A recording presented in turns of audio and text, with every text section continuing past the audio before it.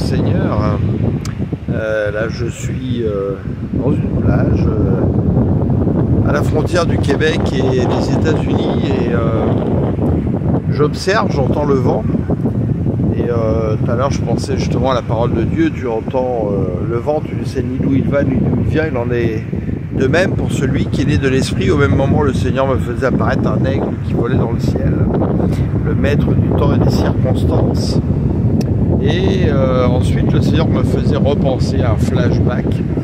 En fait en 2001, la dernière fois que je suis venu ici, vraiment, c'était l'été, sur cette plage. Mes parents étaient encore de ce monde, ils étaient venus me voir au Québec à l'époque. Et on fait tous des projets, vous savez comme moi, l'année prochaine j'irai là, dans 3 ans j'irai ci, etc. Jacques nous rappelle d'avoir de la sagesse, car nous devrions ajouter si Dieu le veut, car nous ne savons pas ce que nous réserve le lendemain. Et bien justement, mon père, 1 an et demi après, était avec une tumeur au cerveau, qui fait qu'en fait il est devenu un légume et qu'on a dû faire notre deuil d'une personne vivante pendant 9 ans. On a découvert après que c'était dû à une maladie professionnelle par rapport à son travail. Et puis voilà, donc vous voyez, il faut être sage et profiter en fait de chaque jour qui passe comme si c'était le dernier, en remerciant le Seigneur. Ne dites pas d'ailleurs que le lendemain on aura soin de lui-même. La chanson dit un jour par la foi, c'est pour ça que je veux Seigneur, la capacité d'aimer et d'être. Voilà. Profitons de la création chaque jour comme si c'était le dernier jour. Et quant au bien de ce monde, eh bien, jouissons-en, mais comme si nous n'en jouissions pas, c'est-à-dire ne nous attachons pas à eux. Et le Seigneur te dit, fais de l'Éternel tes délices, il te donnera ce que ton cœur désire. Regardez, vous voyez, l'aigle revient, il est là-haut. Là, derrière là. Et en fait, un autre flashback m'est revenu. C'est quand j'étais enfant, je rêvais par rapport à un ami de mon père qui avait une BMW 728 en 1985, qui était une voiture vraiment très moderne et époustouflante. Et je rêvais de m'acheter ça, mais j'en avais pas les moyens.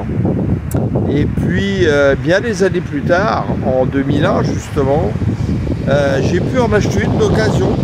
Ça valait 135 000 € neuf. Et moi, je l'avais payé 5 000 €, mais elle était comme neuve. Mais vraiment comme neuve, une seconde main.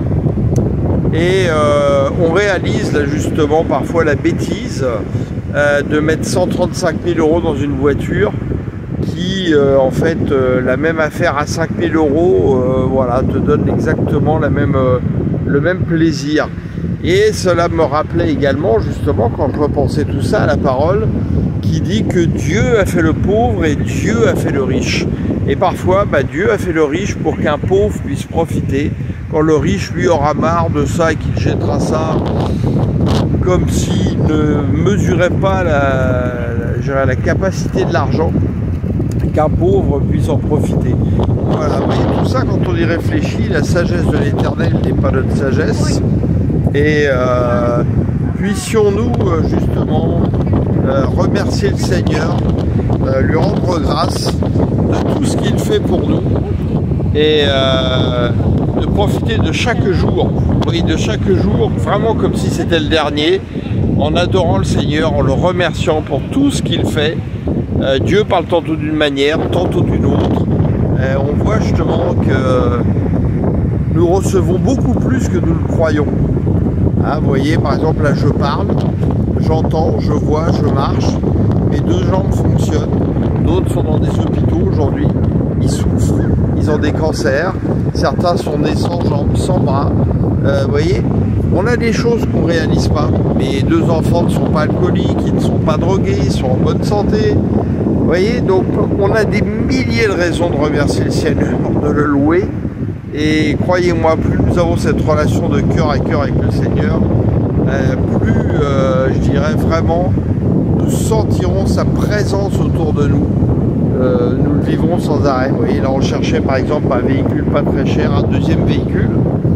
Et chercher un véhicule bien particulier, un véhicule assez ancien, de 1991, qui sont des véhicules sans trop de soucis mécaniques, électroniques, qui sont confortables. Et je cherchais à des prix acceptables, malheureusement ils commencent à être très chers. Et puis bah vous voyez, le Seigneur, alors que je commençais à désespérer d'en trouver un, j'allume le portable le soir et puis bah, ce que je cherchais, bah, c'était là, à un prix tout à fait raisonnable. Et puis on a été le chercher hier, il fonctionne bien. Et puis bah, ça nous fait un deuxième véhicule, pas cher, pour aller du point A au point B, confortable. Et il n'y a pas besoin non plus de se glorifier justement dans des choses qui valent des fortunes, des choses de luxe. Le Seigneur n'est pas dans toutes ces choses. Et puissions-nous comprendre tout cela, ayons des choses qui nous soient utiles avant toute chose. Et investissons plutôt notre argent pour être des sources de bénédiction en plus pour les autres, plutôt que de nous enorgueillir dans des richesses inutiles que nous n'emporterons pas aussi. Alléluia. Donc voilà, un petit message que je voulais vous donner et que le Seigneur me mettait en tête. Soyez abondamment bénis dans le nom de notre Seigneur et vraiment, vraiment, ayons faim, ayons soif de lui, ayons faim, ayons soif du Saint-Esprit comme j'ai pu le dire ce matin. Amen. Alléluia. Soyez bénis.